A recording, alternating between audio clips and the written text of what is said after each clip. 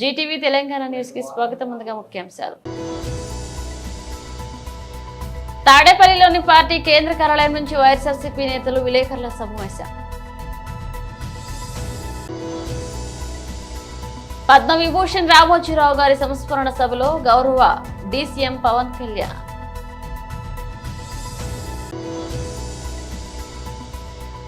తెలంగాణ భవన్లో పివి నరసింహారావు జయంతి వేడుకలు.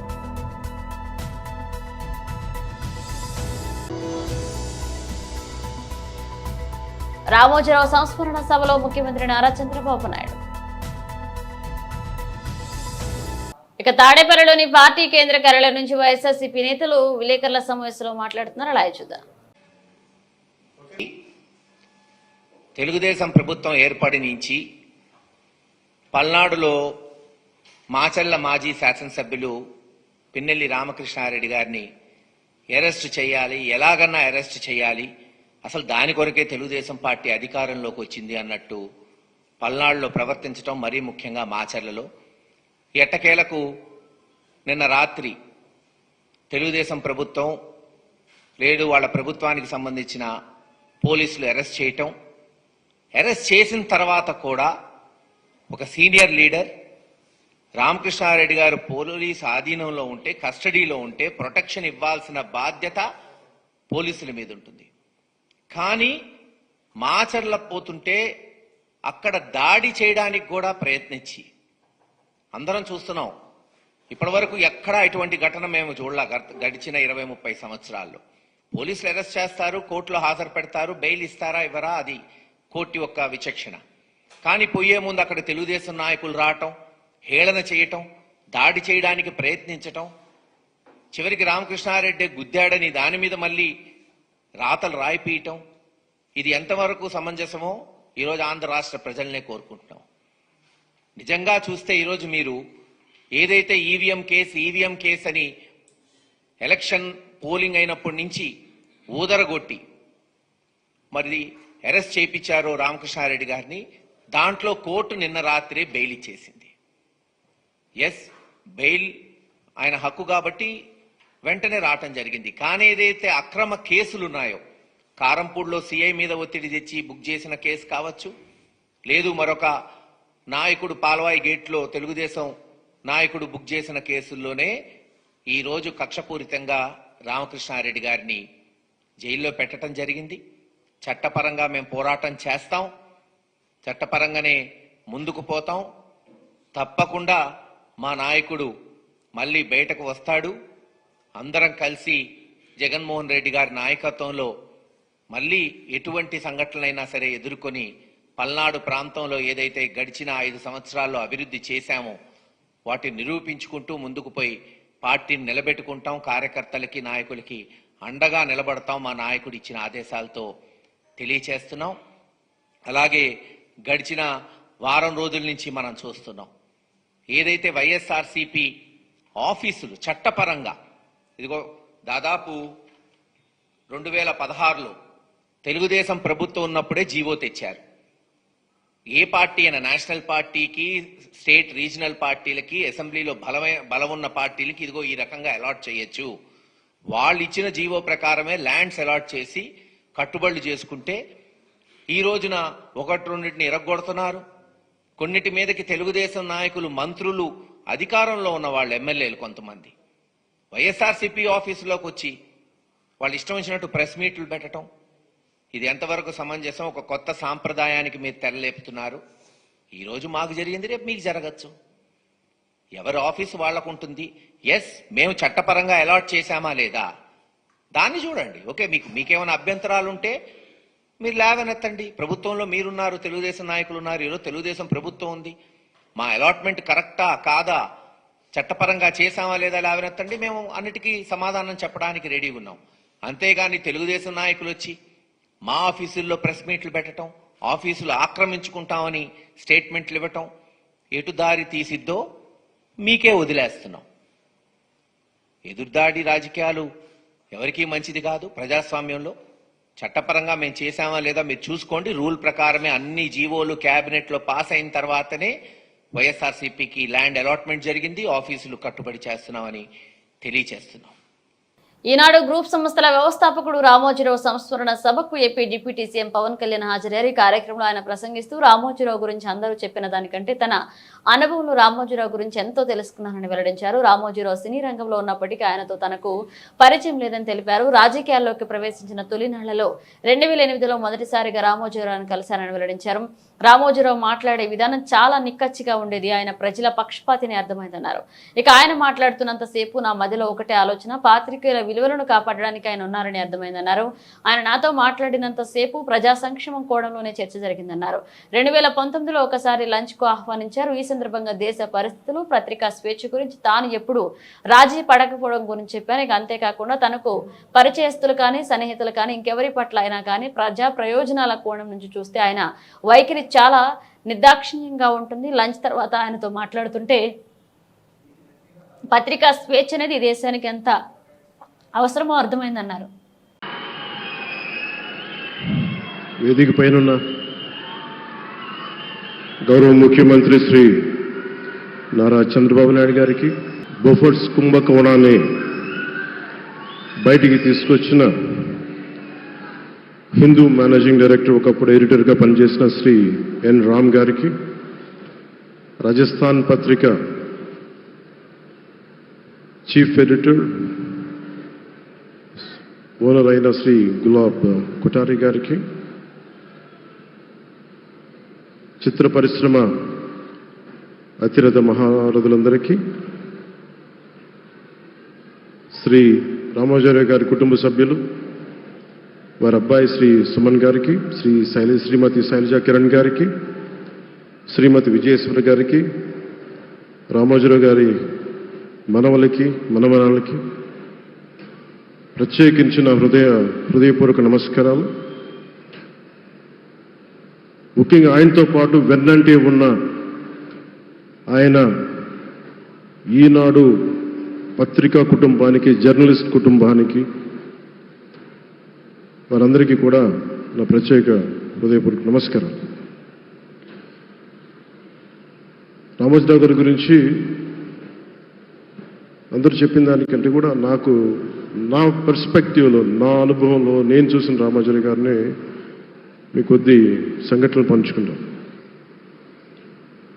రామోజీరావు గారు నాకు సినిమాలు ఉన్నా కానీ నాకు పరిచయం లేదు. ముందు షూటింగ్ ఆయన స్టూడియోస్లో చేసినా కానీ ఫస్ట్ టైం పాలిటిక్స్కి ఎంటర్ అయిన తర్వాత 2008లో ఆ సమయంలో ఆయన్ని కలవటం జరిగింది. ఆయన మాట్లాడిన విధానం చాలా నిక్కచ్చిగా, ప్రజల పక్షపాతాన్ని. ఆయన మాట్లాడుతున్నంతసేపు నాకు మైండ్లో ఒకటే అనిపించింది, మనసులో జర్నలిస్టిక్ వాల్యూస్ని కాపాడటానికే ఆయన ఉన్నారు. ప్రజాక్షేమం, ప్రజా సంక్షేమం, ఈ పర్స్పెక్టివ్లోనే, ఈ కోణంలోనే ఆ చర్చ జరిగింది. నన్ను ఒకే ఒకసారి ఆయన 2019లో ఒక లంచ్కి ఆహ్వానించారు వారి కుటుంబ సభ్యులతోటి. ఆ రోజు ఆయన మాట్లాడింది దేశ పరిస్థితులు, ముఖ్యంగా పత్రికా స్వేచ్ఛ గురించి, పత్రికా రంగం ఎంత కీలకమైంది, ఆయన ఎప్పుడూ కాంప్రమైజ్ అవ్వలేదు. ఒక విషయం చెప్పాలి అంటే అది తనకి తెలిసిన వారు అవ్వచ్చు, తన సన్నిహితులు అవ్వచ్చు, స్నేహితులు అవ్వచ్చు, కుటుంబ సభ్యులు అవ్వచ్చు, జనం కోసం వచ్చేటప్పటికి నిష్పక్షపాతంగా చాలా నిర్దాక్షిణ్యంగా ఉంటుంది ఆయన ఆలోచన పరిధి. అదే ఆయన ఈనాడు పేపర్లో రిఫ్లెక్ట్ అవుతుంది. నేను చాలాసార్లు అనుకునేవాడిని, ఒక వ్యక్తికి ఇంత, ఆయన ఆ రోజు లంచ్ తర్వాత కూర్చున్నప్పుడు ఆయన మాట్లాడుతుంటే ఆయన వేదనని నేను చూశాను. ఆయన నలిగిపోతున్నారు. నిజంగా పత్రికా స్వేచ్ఛ ఎంత అవసరం దేశానికి, ప్రజాస్వామ్యానికి ఎంత కీలకమైంది, అది ఆయన చెప్తుంటే ఆయన ఆవేదన నాకు అర్థమైంది. తెలంగాణ భవన్లో పివి నరసింహారావు జయంతి వేడుకలు.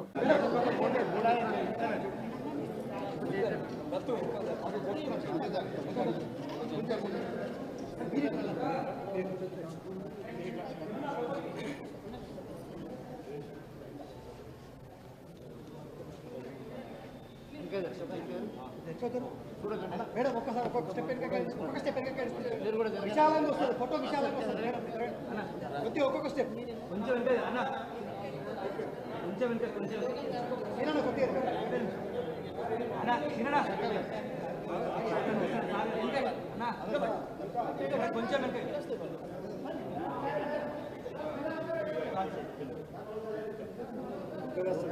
అమర్ హై పివి నరసింహారావు గారు, సాధిద్దాం పివి నరసింహారావు గారి ఆశయాలను, సాధిద్దాం పివి గారి ఆశయాలను.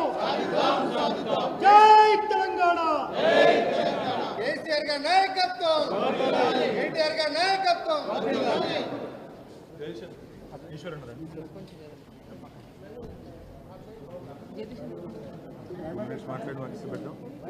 మీరు మాట్లాడే ఒక 2 minutes మాట్లాడాలి. అన్నీ మాట్లాడిన ఫస్ట్ మీరు మాట్లాడిన తర్వాత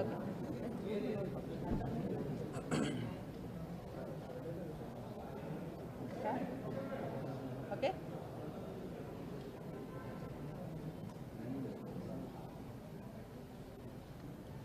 పూర్వ ప్రధాని శ్రీ పివి నరసింహారావు గారి 103వ జన్మదిన శుభాకాంక్షలు అందరికీ. ముందుగా మనం ఇక్కడ బీఆర్ఎస్ పార్టీ ఆఫీస్లో ఎంతో ఘనంగా నిర్వర్తించుకుంటున్నాం. మనం ఎప్పుడూ మనకి శ్రీ పివి గారు ఆదర్శ ప్రధానినే, ఆదర్శ లీడరే. ఒక తెలంగాణ వెనుకబడ్డ ప్రాంతం అని అప్పట్లో అనేవాళ్ళు.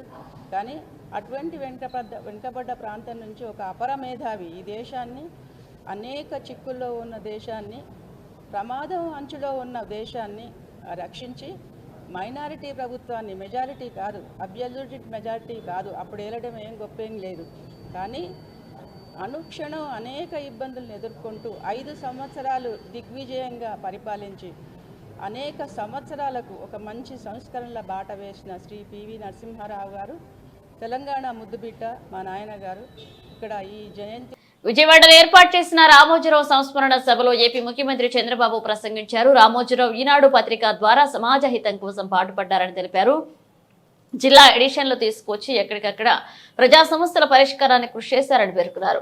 నటులు, జర్నలిస్టులు, కళాకారులకు జీవితం ఇచ్చారని కొనియాడారు. ఒకే రంగానికి పరిమితం కాకుండా పాత్రికేయ, సినీ, ఆహార రంగాల్లో ప్రవేశించి ప్రతి రంగంలోనూ తనదైన ముద్రను వేయగలిగారని చంద్రబాబు వివరించారు. ప్రియా పచ్చళ్లను 150 దేశాలకు ఎగుమతి చేశారన్నారు. రామోజీ ఫిలిం సిటీని అందంగా తీర్చిదిద్దారని, దేశంలోని గొప్ప పర్యాటక ప్రదేశంగా మలిచారని పేర్కొన్నారు. కరోనా సంక్షోభ సమయంలో ప్రజలకు అండగా నిలిచిన వ్యక్తి రామోజీరావు అన్నారు.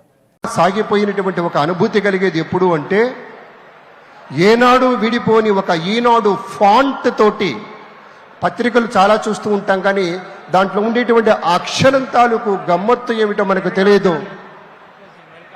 ఆ ఫాంట్ ఒకటి మనల్ని పట్టేస్తుంది అద్భుతంగా. అలా రీడబిలిటీ దాంతో మనకి ఏర్పాటవుతుంది. ఒక ప్రయాణం చేస్తాం జనహితం కోరి, మనము సైతం ఒక పవిత్ర భావ సంమిశ్రిత భావాలతోటి సేవాగుణమే జీవలక్షణంగా ఉండేటువంటి రీతిలో రామోజీరావు గారి యొక్క తీరుతెన్నులు గమనిస్తూ ఉంటాం. ఆయన యొక్క వ్యాపార సరళిలో, ఉద్యోగ సరళిలో, తన యొక్క పనిచేసేటువంటి ఉద్యోగులతోటి ఆయన వ్యవహరించేటువంటి తీరులో ఒక క్రమశిక్షణ, ప్రతి క్షణము క్రమశిక్షణని నిండుగా పాటించారు, అనుసరించారు, అనుగమించారు, అవలంబించారు.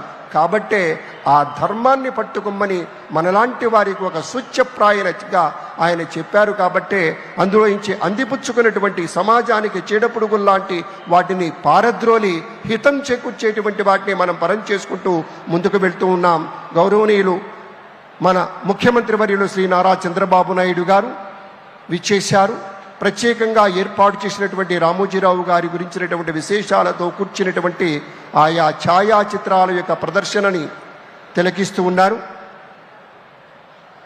మరి కొంచెం సేపట్లో ఈ వేదిక విచ్చేస్తారు గౌరవ మంత్రివర్గ సభ్యులు పార్థసారథి గారు, ఇతర పెద్దలంతా కూడాను వారితో పాటు అనుగమించి వస్తూ ఉన్నటువంటి సందర్భం. ఇప్పటికే వేదిక విచ్చేసి ఉన్నారు మన రామోజీరావు గారి యొక్క కుటుంబ సభ్యులు. ప్రకృతి బడిలో పచ్చని తివాచీల నడుమ సేద తీరుతున్నటువంటి ఒక భావనతోటి మది తాకిన అనుభూతి ఎప్పుడు కలుగుతుంది అంటే, ఆర్ఎఫ్సి లాంటి సంస్థలోకి వెళ్ళినప్పుడు కలుగుతూ ఉంటుంది.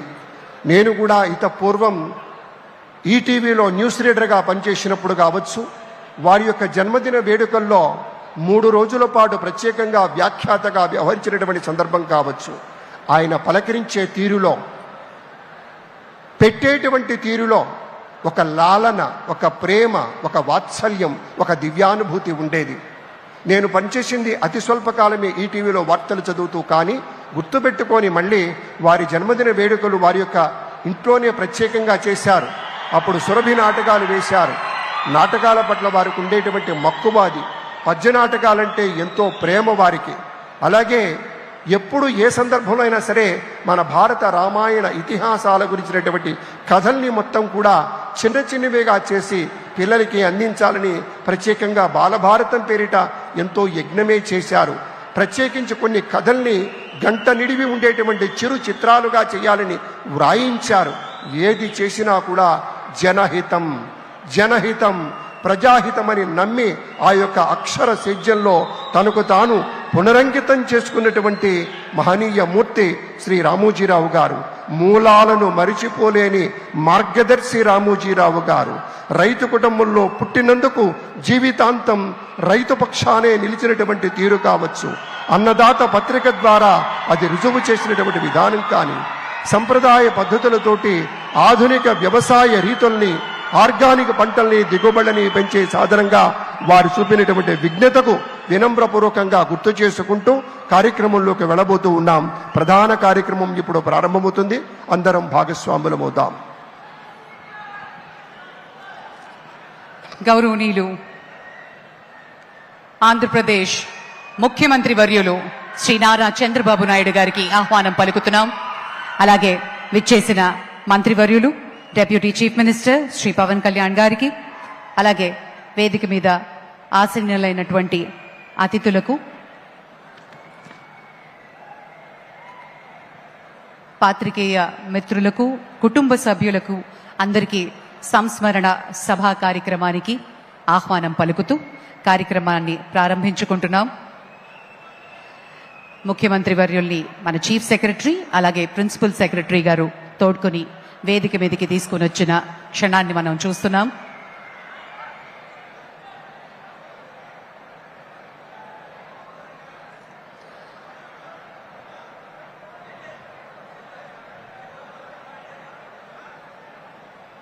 Sri Ramoji Rao Garu revolutionized the media space. He set new standards for integrity, innovation, and excellence.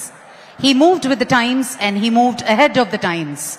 At the same time, when newspapers were the most prevalent source of news, he started Eenadu. His commitment to boosting the spirit of Ek Bharat, Shreshth Bharat.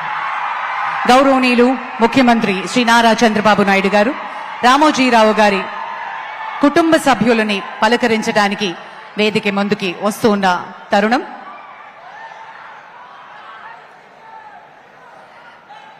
Shri CH Kiran గారు ఎండి ఈనాడు, శ్రీమతి శైలజా కిరణ్ గారు మార్గదర్శి chit funds ఎండి, శ్రీమతి విజయేశ్వరి గారు ఎండి RFC, అలాగే రాజేష్ వీరేంద్రదేవ్ గారు, శ్రీమతి సహరి గారు, శ్రీ వెంకట్ అక్షయ్ గారు, శ్రీమతి బృహతి గారు, శ్రీ వినయ్ గారు, శ్రీమతి సుహానా గారు, mister Sujay and mister Divija కుటుంబ సభ్యుల్ని పలకరిస్తున్నటువంటి క్షణాన్ని మనం చూస్తున్నాము.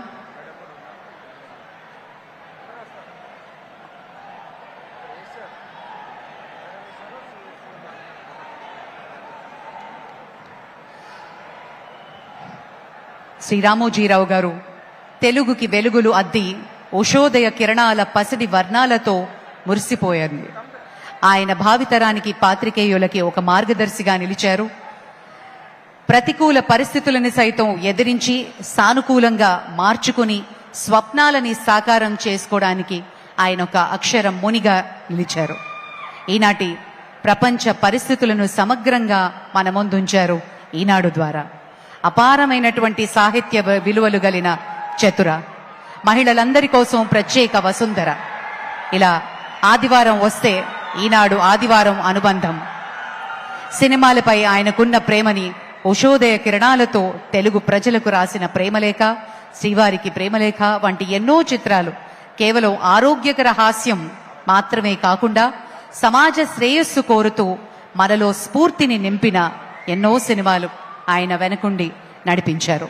సంగీతం మీద ఆయనకున్న మక్కువ ఇప్పటికీ ఎంతో మంది గాయకులకు ఆరంగేట్రం అందించిన సమగ్రంగా ఆయన అందించిన చేయూత ఒక ఆరోగ్యకరమైన సమాజానికి దోహదపడింది అని ఖచ్చితంగా ఈ సందర్భంగా చెప్పుకోవాలి. Under his leadership, Eenadu has grown to become one of the most widely read newspapers in Telugu states. గిరిజన గ్రామాలకు ఫీడర్ అంబులెన్స్లను ఏర్పాటు చేస్తామని రాష్ట్ర మహిళా శిశు సంక్షేమ శాఖ మరియు గిరిజన సంక్షేమ శాఖ మంత్రి గుమ్మడి సంధ్యారాణి జిల్లా కలెక్టర్ కార్యాలయంలో గురువారం జిల్లా అధికారులతో సమీక్షించిన అనంతరం మీడియాతో మాట్లాడారు. ప్రజాప్రతినిధులు, అధికార యంత్రాంగం సమన్వయంతో పనిచేస్తూ జిల్లాను అభివృద్ధి పదంలో నడపాలని కోరారు. త్వరలో ఐటీడీఏ పాలక మండలి సమావేశం నిర్వహిస్తామని చెప్పారు. పాలన ప్రజల వద్దకు వెళ్లాలని, ప్రజలకు ఎటువంటి ఇబ్బందులు ఉండరాదని స్పష్టం చేశారు. రైతులు అడిగిన విత్తనాలు ఇవ్వాలని, ఎరువులు, విత్తనాలు సకాలంలో అందించాలన్నారు. నకిలీ విత్తనాలు, ఎరువులపై దృష్టి సారించాలని, వాటికి చెక్ పెట్టాలని అధికారులకు ఆదేశించినట్లుగా చెప్పారు. విత్తనాలు, ఎరువులకు నిలబడి ఎండలో పడిపోయే పరిస్థితి ఉండరాదని అన్నారు. ఇక పంట కొనుగోలు కేంద్రాలు సక్రమంగా పనిచేయాలన్నారు. ఇక చివరి భూముల వరకు నీరు అందించాలని ఆదేశించినట్లుగా చేశారు. ఇక డోలి పరిస్థితి ఎక్కడా ఉండకూడదని చర్యలు చేపట్టాలని, ఇందుకు అవసరమగు రహదారులపై దృష్టి సారించామన్నారు. ప్రతి ఆసుపత్రిలో అన్ని మందులు అందుబాటులో ఉండాలని ఆదేశించినట్లుగా చెప్పారు. మందులు, వైద్యం అందక మరణించే పరిస్థితి ఉండరాదన్నారు. అందరికీ నమస్కారం. ఈరోజు పార్వతీపురం మన్యం జిల్లా అధికారులతో ఒక రివ్యూ మీటింగ్ ఏర్పాటు చేసుకున్నాం. నాకు తెలిసి అధికారులతో రివ్యూ మీటింగ్ అనేది మనం మాట్లాడుకుంటేనే సమస్యలు తెలుస్తాయి. 5 సంవత్సరాలుగా ఏం జరిగింది అన్నది పక్కన పెట్టండి. గత 5 సంవత్సరాలుగా అన్ని వ్యవస్థలు వెనక్కిళ్ళాయి. ఆ విషయం అందరికీ తెలుసు, అది ఓపెన్ సీక్రెట్. ఈరోజు ఏంటంటే దాదాపు 10 లక్షల జనాభా ఉన్నటువంటి మన పార్వతీపురం మన్యం జిల్లాలో ఈరోజు రైతుల విషయాన్ని చూసుకున్నట్టయితే రైతులకి, పంటలకి వాళ్ళకి ఏ విత్తనాలు కావాలో ఆ విత్తనాలు ఇవ్వాలి. వాళ్ళు పండించిన పంటప్పుడు వాళ్ళకి ఎరువులు కానీ, విత్తనాలు కానీ క్యూ లైన్లో నిలబెట్టి గత టైంలాగా ఇబ్బంది పెట్టకూడదు. సబ్సిడీతో వాళ్ళకి పరికరాలు కూడా ఇవ్వడం, అలాగే కొనుగోలు కేంద్రాలు ఏర్పాటు చేసి రైతులు రోడ్డు మీదకి వచ్చే విధంగా కాకుండా 1 వీక్లోనే వాళ్ళకి డబ్బులు వేసే ఏర్పాటు కూడా మనం చేసుకునే పరిస్థితిలో రైతుల్ని రైతే రాజు, రైతులు ముందుకు తీసుకెళ్లాలనే పరిస్థితిలో ఈరోజు వ్యవసాయ శాఖతో కూడా మాట్లాడడం జరిగింది. అలాగే మనకి త్రాగునీరు, సాగునీరుకి ఎంత ప్రాధాన్యత ఇస్తున్నామో మీకు అందరికీ తెలుసు. ఏదైతే చంద్రబాబు నాయుడు గారు ముఖ్యమంత్రిగా ఉండేటప్పుడు ఏవైతే ప్రాజెక్టులు పెట్టారో ఆ ప్రాజెక్టులు ఎంతవరకు మళ్ళీ కొత్తగా ప్రాజెక్టులు లేవు, వాటిని కట్టడం లేదు, వాటికి రిపేర్లు లేవు. జైకా నిధులు వస్తే జైకా నిధులను కూడా ఖర్చు పెట్టలేని పరిస్థితిలో గత ప్రభుత్వం ఉండేది. జైకా నిధులు వస్తే కేవలం 20% మాత్రమే ఖర్చు పెట్టారు. అంటే 5 సంవత్సరాల్లో 20% ఖర్చు పెడితే 100% ఖర్చు పెట్టాలంటే ఎన్ని సంవత్సరాలు కావాలి వాళ్ళకి? అలాంటి పరిస్థితి ఉంది. కాబట్టి ఈరోజు త్రాగునీరుకి, సాగునీరుకి పెద్దపీట వేసి ఎక్కడెక్కడైతే ఈరోజు రేపు తోటపల్లి నీళ్లు వదులుతున్నాం, ఆ నీళ్లు వదలడమే కాదు, ఆ తర్వాత పెద్దగడ్డ కానీ, వెంగళరాయ సాగర్ కానీ, మిగిలిన అన్ని ప్రాజెక్టులు కూడా నీళ్లు విడిచిపెట్టే కార్యక్రమం కంటే ముందే సిల్ట్ క్లియరెన్స్ చేయాలి, జంగిల్ క్లియరెన్స్ చేయాలి, థైలాండ్ దాకా వాటర్ వెళ్ళాలి అని, రైతుకి నీళ్లు అందాలి అంటే మనం ఆ కార్యక్రమం కూడా చెయ్యాలని చెప్పుకోవడం జరిగింది. దానికి కూడా కలెక్టర్ గారికి కావాల్సినటువంటి ఆదేశాలు కూడా వాళ్ళకి ఇచ్చారు. అవి వెంటనే నిధులు కూడా కాస్త మంజూరు చేస్తే వాళ్ళు అవి కూడా చేసుకోవడానికి ఆ డిపార్ట్మెంట్లు కూడా ఇప్పుడు రెడీగా ఉన్నారు. ఎందుకంటే సిల్ట్ క్లియరెన్స్ చేయకుండా, జంగిల్ క్లియరెన్స్ చేయకుండా వాటర్ విడుదల చేస్తే ఏది థైలాండ్కి వెళ్ళదు. అది కూడా చేస్తున్నాం.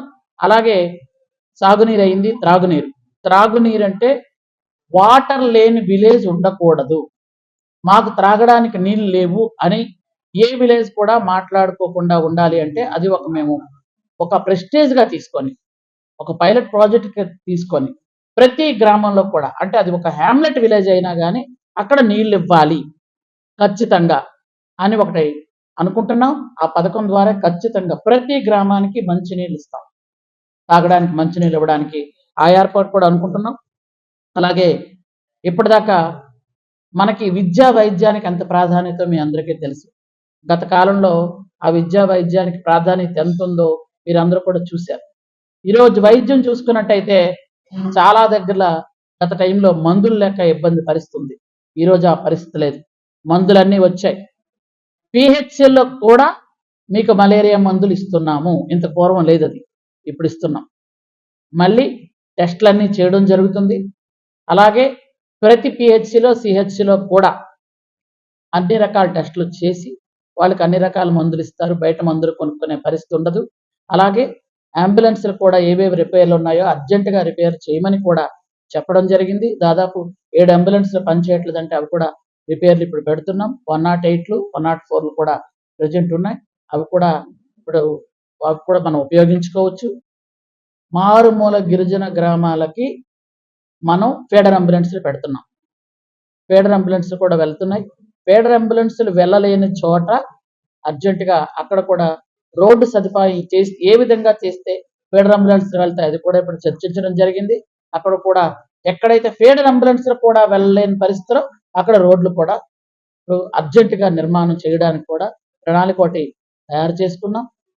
అలాగే మనం ఉమెన్ అండ్ చైల్డ్ వెల్ఫేర్లో కూడా అన్ని రకాలుగా, ఎందుకంటే అక్కడ ఉన్నటువంటి విద్యార్థులకి ఇంతకు పూర్వం మీకు అందరికీ తెలుసు, పగిలిపోయిన గుడ్లు, విరిగిపోయిన పాలు ఇవ్వటం. ఇప్పుడు అవన్నీ జరగడానికి వీలు లేదు. అది క్లియర్గా రాష్ట్రంలో కూడా అక్కడ కూడా మొన్న మీటింగ్లో కూడా చర్చించడం జరిగింది. Cabinet meeting. స్టార్ ప్రభాస్ కల్కి సినిమా విడుదల కావడంతో ఆర్టీసీ క్రాస్ రోడ్స్ సంధ్యా థియేటర్లో అభిమానులు సందడి చేశారు. టపాసులు, కల్స్, డాన్స్ ఆడుతూ అభిమానులు సందడి చేశారు. సినిమా చూడడానికి భారీ ఎత్తున అభిమానులు చేరుకున్నారు. రోడ్లపైన భారీగా జనాలు మోహరించారు.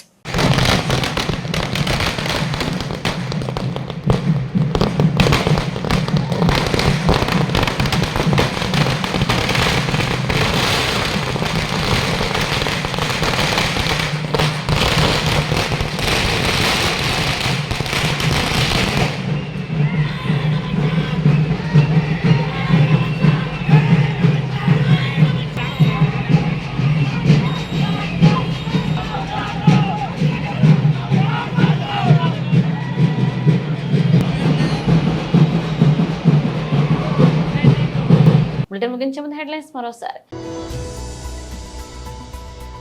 తాడేపల్లిలోని పార్టీ కేంద్ర కార్యాలయం నుంచి వైఎస్ఆర్సీపీ నేతలు విలేకరుల సమావేశం. పద్మవిభూషణ్ రామోజీరావు గారి సంస్మరణ సభలో గౌరవ డీసీఎం పవన్ కళ్యాణ్.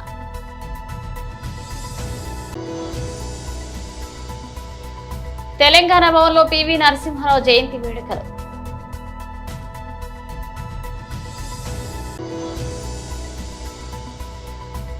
రామోజీరావు సంస్మరణ సభలో ముఖ్యమంత్రి నారా చంద్రబాబు నాయుడు.